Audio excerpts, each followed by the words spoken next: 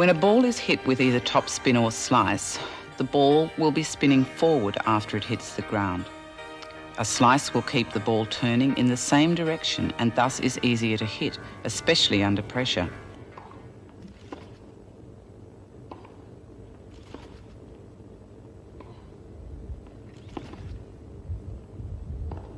A continental grip is used with a slice backhand.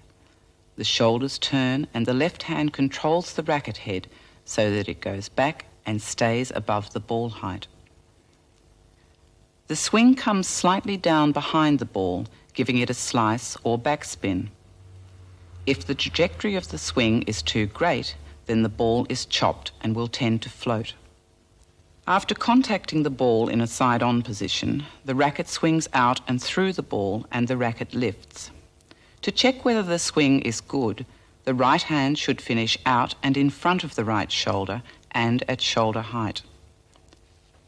The slice backhand can be used for control both of length and direction, but equally important in today's tennis, the slice can stay low, thus restricting an opponent from hitting a hard topspin shot. John moves across and positions himself side-on with great balance. He uses his left hand to control the backswing and makes the slice look an easy shot.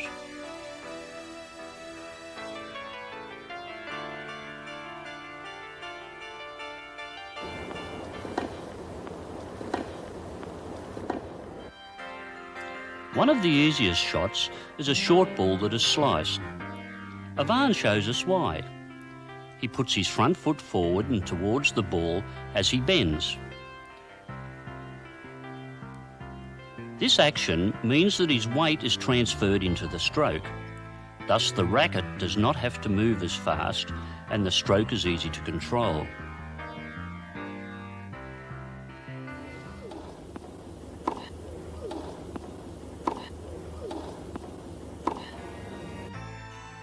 With the slice, the arm can be used to either add pace if in the backswing it is bent from the elbow, or when control is required, the arm is kept straight from the shoulder to the wrist.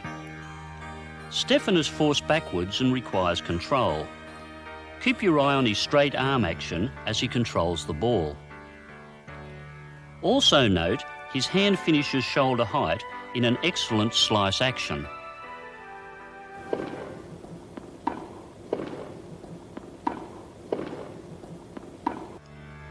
Boris moves quickly across the court and positions himself side-on. His arm action also suggests he is after control and not power.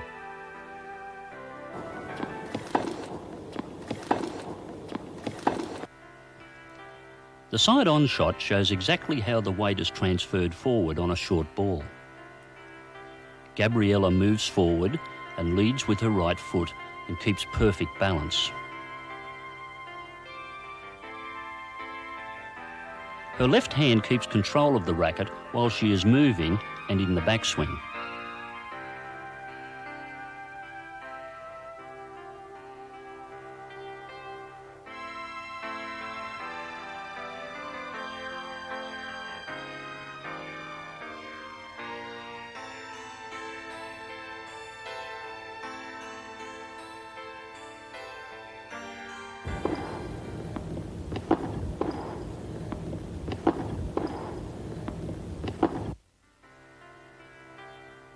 Darren is receiving a ball from cross court, moves in position and closes his stance so that he can hit up the line.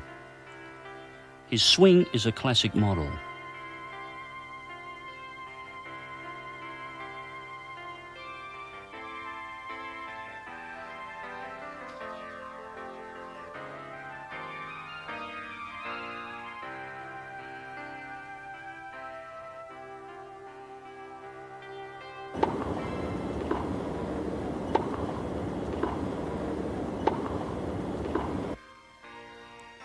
Here is another angle to show how the weight is transferred during a short sliced backhand. Helena moves towards the ball with her front right foot and shows us a lovely swing. Note the long follow through with the hand lifting to shoulder height.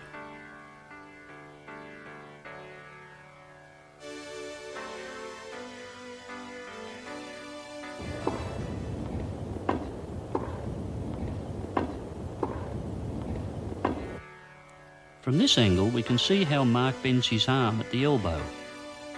This action means that he requires power as the forearm straightens towards impact. The racket moves faster. He positions himself side on and the swing is very classical with his hand finishing at shoulder height.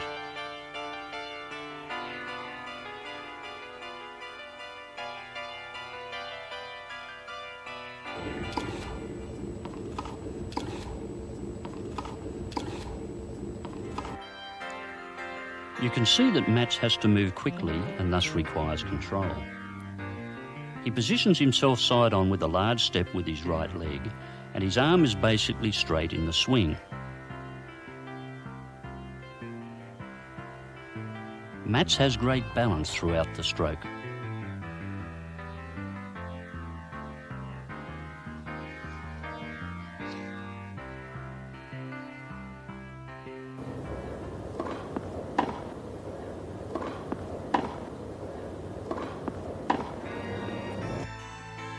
From behind we can see how Mats uses his left hand to control his backswing.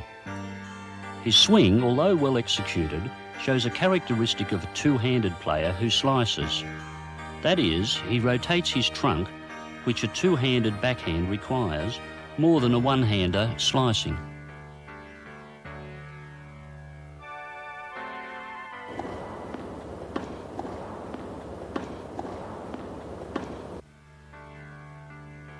Todd has an excellent action for a slice backhand.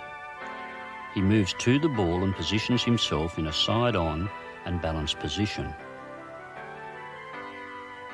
Note the arm bent at the elbow for power. He stays down and keeps his head still right through the stroke.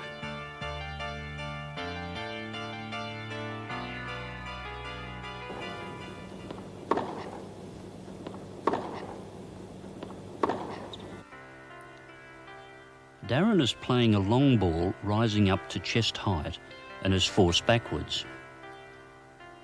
He controls his backswing with his left hand and his arm is basically straight for control.